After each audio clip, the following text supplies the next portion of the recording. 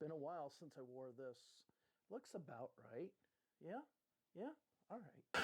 So, everyone, welcome to An American Watches F1. My name is Dave. Welcome to the first video. Actually, technically, this is the second video on my channel, and thank you for joining me. And today I'm going to be going over the Bahrain Grand Prix, and yeah, what a way to start off the season. So I'm really, really happy that this is the way the season started off. It was really great. It was really amazing. So this is what Formula One's all about. So for all of you new people, now I've been watching this sport since the mid-'80s, so I'm going to go ahead and date myself a little bit there. But the thing about this is, if you ever watch Formula One in the 90s and the early 2000s, this is what you were used to. You know, Gerhard Berger, 2 laps to go in 1996 in a German Grand Prix. He blows his engine, Damon Hill wins. Damon Hill, a year later at Hungary, about to pull off one of the biggest upsets of all time in the TWR Arrows in 1997. Hydraulics goes out, Jacques Villeneuve wins the race. 2001, Mika Häkkinen looks like he's on his way to win the Spanish Grand Prix. Engine blows at the end, Michael Schumacher wins the race, and this pretty much cements the career of Mika Häkkinen, really. This kind of became the beginning of the end of the spiraling down. He would have a few good showings after that, but yeah, that was pretty much it. But the nice thing is, and one thing that I've always complained about why Formula One over the last few years has been really, I don't want to use this word, but boring, is because the cars have been too reliable. All of a sudden, you know, let's say Hamilton or Verstappen gets a 3-second lead. You're like, oh, okay, the race is over. It's done. We are finished with the race. But no, today kind of returned us back to that 1990s era that even with 1 lap, even with 2 laps to go, you didn't know who was going to win. And this is what Formula One has needed to make the sport better. Unfortunately, it happened to both the Red Bull cars, but you know what? That's the game, that's what it is, and that's what adds to the excitement of the sport. So what we're going to do today is I'm going to go through my top 10 things of what I got from this race, because as someone who's been watching Formula One for over 30 years, especially here in the United States, and if you're new to this channel, please subscribe and like this, because I'm going to be doing more videos more focused on not just F1, obviously, it's an F1 channel, but focused on the Americanness of F1. I'm going to do a video, hopefully this week, about the broadcasting history of F1. So, that being the case, let's go with what I know are the 10 takeaways from this race. So, number 1, Charles Leclerc, he is the real deal. Now, I think over the last few years, especially when he came on board with Ferrari, a lot of people were wondering if he had the drive to win, right? A lot of people were saying, well, you know, he's a good driver. He's shown his talent in, you know, F2. He's shown it in the Alfa Romeo when he was there, but would he be able to actually perform in a Ferrari? And while he has had good results, we all know that, when he was with Ferrari, when he was in a mid-pack of a race, he kind of was like Valtteri Bottas. He didn't really have the drive or the ambition to pass. He was very much cautious when it came to this. And maybe it was because he was a second driver when Vettel was there when he had his first year. I don't know. But we did have this feeling of that maybe he didn't want to push. Maybe he was too cautious of a driver. Now, today we still don't know, because he was out front the whole entire time. Being out front, it's a lot easier, but being mid-pack, you know, it can be a little bit harder. So is he the driver? Is he the real thing? I think we've all thought that he's the real thing ever since F2, but now we'll just see if he gets mid-pack or something like that. Will he be able to perform? I like him. I've always liked him. I hope that he's able to have a great F1 career, but we'll see. All right, let's go to number 2. Is Mercedes the best of the rest, or are they one of the top teams? And today, I think they're kind of in that middle area, right? In the next few races, we're really going to tell us, are they in that top echelon of teams, or are they the best of the rest? I really think they are in that top tier. I think we do have a 3-team race this year, but we'll see. I mean, a lot of things can happen during the season, but if there's any team that's going to be able to come back and actually show that they have what it takes to move forward, it's going to be Mercedes. And it was kind of weird today because I was watching an F1 race, and when Lewis Hamilton came into the pits, I was like, oh, that's right, he's in the race, right? It's weird to just not see Lewis Hamilton constantly talked about because he's in the lead or battling for the lead. It was a weird thing, but it's a good thing. It provides diversity to the sport. So to see 3 top teams, and I hope that's what it's going to be, that's what I'm hoping for. So that's number 2. All right, let's go to number 3. Is McLaren in trouble? Holy hell in a handbasket. That was a horrible result, right? I didn't see that coming. During the preseason, everyone's like, oh, they look pretty decent. They're trying some new things out. Car looked pretty impressive, right? But wow, that was bad. And poor Daniel Ricciardo, he's just in a shit situation, right? He just cannot perform well in that car and has just had a problem being with that team the whole entire time. Yes, he has had, glimmers of success, but right now, it's just absolutely, that was a shit performance by McLaren. Now, will they be able to come back? The question now comes, as I just, proposed with Mercedes a few minutes ago, or a few seconds ago, because it was only a few seconds ago, are they the best of the rest? Now, it'd be nice to see if we actually had a 4-team battle for the front, but this one was embarrassing. This was just absolutely bad, and I don't know if it's because of mechanical issues or for the stupid reason that they started on medium tires instead of soft when the entire grid was going to soft, and then they just go to the hard. It just seemed like their pit strategy was just, flip a damn coin and say, yeah, we'll go with that, right? There didn't seem to be any strategy to their strategy. So it's weird because McLaren sometimes has a good strategy, but this was just dog shit. This was just bad. So hopefully they'll improve. Number 4, cars are heavy.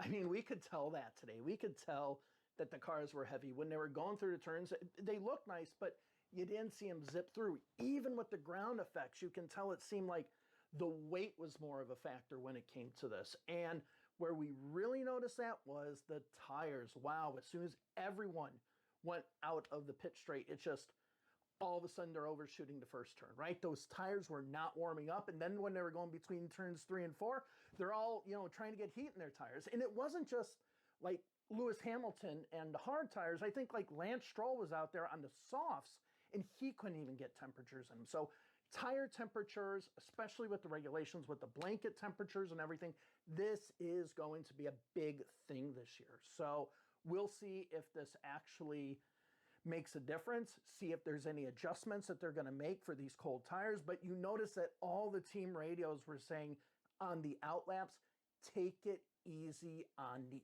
outlaps. Now, of course, Max Verstappen got a little bit pissed off at this at one point. He was like, hey, if I could have gone the way I wanted to, I would have been able to pass him. We don't know. That could have been the case. We just have no idea. But the point is still these tires are going to take a bit to warm up.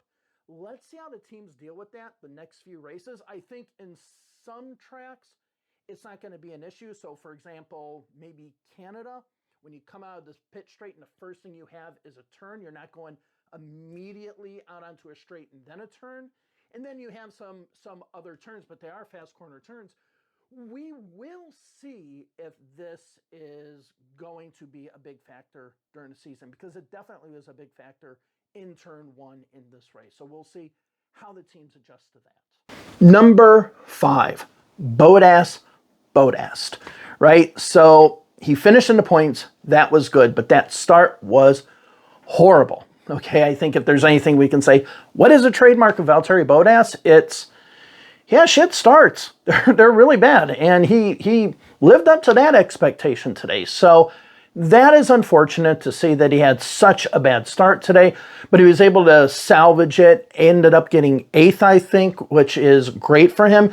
Great to see him, especially during qualifying, out-qualifying Russell, being on the heels of Hamilton. That was like a little bit of sweet revenge, but during the race, just didn't perform. Bottas, and that is just what he does. So that's unfortunate. Hopefully he's going to be able to find his stride. He'll be able to do what he can with the team, but he really needs to improve on those starts. All right, so I think we are at number 6. So last week, I get on Twitter and I make the remark. I think Jenny Gao from BBC said something like, what do you think is going to happen in the season from the testing? Which, by the way, testing proves that it doesn't mean a damn thing. I said, yes, Mick Schumacher was going to be the next F1 champion because Haas looked so good. I was being sarcastic, but Haas looked good. And you have Kevin Magnussen there, who is a driver who has not been in a car for a year, well, an F1 car, and with the rule changes in the car, holy hell in a handbasket. He actually did a great job. That was an amazing race by Kevin Magnussen. Even though he fell down a little, there are a few times that he got passed there in the few laps. He was able to hold his own, and he got passed by superior cars, right? There's no doubt about that. But at the end of the day, he was an excellent driver. Haas looks good. We could see a race this year where both Haas's are in the points. And as an American, and I'm going to get into that team in a future video, but as an American, it's just nice to see an American team, and I even go American team, get into the point. So that is a positive sign. So that's it. Number 7. I think we're at number 7. Number 7. Now, in the past, Ferrari has been known as having somewhat of a really shitty pit strategy, let's be quite honest. But today they did it smart. They were just, Red Bull said we're going to do this. And then Ferrari, they were able to adjust in a way that made sense. So when Verstappen and Perez came in, they brought in Carlos Sainz. But it didn't make much sense to bring in Leclerc when he was out front. Now, obviously, the safety car came out. That kind of complicated things for Ferrari. But at the end, it actually did because they finished 1-2. But it seemed like the pit strategy was a smart pit strategy by the team. So kudos to the Ferrari team for actually having a good pit strategy and having a good race strategy, something McLaren did not have. So kudos to them. Number 8, and I just mentioned this before just about the cars, but I want to focus more on the tires. Now, we are looking at these tires now just not getting up to heat. And what kind of problems is that going to cause? And what kind of problems is that going to cause for tire choice in the future? Because obviously, all of the tires, all of the drivers had to warm up the tires. It didn't matter if they were soft, mediums, or hard. They had to do that. But now, are we going to see race strategies where using the hard tire, you can lose so much heat, or it takes you a while to get heat in that hard tire on your out lap that it might not even be worth doing it. It might actually be worth another pit stop to be on a soft tire so you don't lose a position or something like that. I think that might be going a little bit too far, but it's a question that needs to be asked. Are we going to see the end of the hard tire? Because Lewis Hamilton, it nearly took him a whole lap to get those hard tires warmed up. Whereas other people, with the other drivers, when it came to the soft tires, it took them a little bit, but only took them a little bit. So what is going to be the give when it gives to these tires, right? So we might see a situation where hard tires are going to be less of an option, or in the case of this race, it's going to be the option that is if you're going to go a whole entire race. I mean, even Hamilton and Russell ended up coming in and changing their hards to mediums. So there must be some reason there. It would be great to know what that reason is. I'll look online. I haven't done much research on that afterwards, but they obviously were thinking of going the whole race or damn close to the end of the whole race, but they didn't, and they switched over to mediums. Why did they do that? Maybe the new tires, because it's just not the tire temperatures, it's just the tires themselves. Maybe they're just not performing to what we think. So I'm kind of interested to see if the hard compound is a thing of the past. We'll see. All right, number 8, 9, the next one. Okay, the next one, I think it is number 9. So, number 9, DRS worked as intended. Now, I think that one of the biggest problems with DRS over the last few years, that it was just something that catapulted one car in front of another, then catapulted the next time. It was just catapulting, right? But with the new regulations, with the new downforce and everything like that, we are seeing that DRS is actually used as being a driving aid, right? So there was this one point in the race where Kevin Magnussen, I think it was being passed by Lewis Hamilton. And Lewis Hamilton passed him, no problem. But he didn't pull away. He didn't slingshot around him. He did pass him because he was close coming out of turn 15. But when they got into turn 1, they're actually quite close. So it looks as if DRS is doing what it intended. It also looks like the way these cars are built, that the dirty air behind the car, that's a thing of the past too. So we are seeing cars closer. That's what we want. Okay, and number 10. Okay, so on number 10, I'm going to really go out on a limb here. You're going to tell me I'm full of shit, which I am. I'm just throwing it out there, okay? I'm not saying this is a situation. I'm just throwing it out there. Is Charles Leclerc the next Schumacher? Now, before you say no, I don't mean it is necessarily going to have the wins and have all the accolades that he has. I mean, is he the next driver like Schumacher that is a really good technical driver that's going to help Ferrari move from point B to point A, right? So when Schumacher came into Ferrari, that team was in shambles. They didn't go anywhere with Jean Alesi or Gerhard Berger. I think during those years, I think Alesi had one win in 1995 in Canada, right? But they didn't really advance. And even in the first year with Schumacher there, they were just in a building phase. And Schumacher knew this. But Schumacher knew that this team was building for a long-term future, right? They didn't win in 97. Villeneuve won 98, 99, Hakkinen won. But then, boom, all of a sudden, Schumacher did his thing, and he went on his tear, right? So maybe Charles Leclerc is like this. And the other thing about this is you got a really good team. And it might be bad for me to say, is Charles Leclerc the next Schumacher? When Carlos Sainz proved last year, he's just as good as Charles Leclerc. So is this team of these two, Sainz and Leclerc, are they going to be the team of the future to really push Ferrari to become the next, well, maybe Mercedes? Are they going to be dominant the next few years? Because when we looked at the cars when they were being introduced, right? I mean, with the exception of Red Bull, because we can't count that launch because that was bullshit. We looked at Ferrari and we looked at the aerodynamic package, side pods and everything. We're like, this looks interesting. Now, I don't know, okay? I don't own my own wind tunnel and I'm not Adrian Newey. So I can't make any decisions as to if a car is good or not. I'm not a damn engineer. I'm just a guy who watches Formula One. But from what experts were saying, they were saying these cars were good. So I think, hey, they're onto something. They also said the McLaren looked good. Yet to be seen. All right, so that is my review of the Grand Prix today in Bahrain. So the nice thing I liked about it is it returned me to my glory days of watching F1, where you didn't know if a car was going to finish at the end of the race. That's what we need. We need more of that in F1. We need unreliability. And I'm going to make a video about that soon, how I think the regulations have made it that it punishes the smaller teams, even though it's supposed to be seen as helping the smaller teams. But with that being the case, thank you very much. If you like this is really my first video. I want you to link down, subscribe, like, comment, whatever.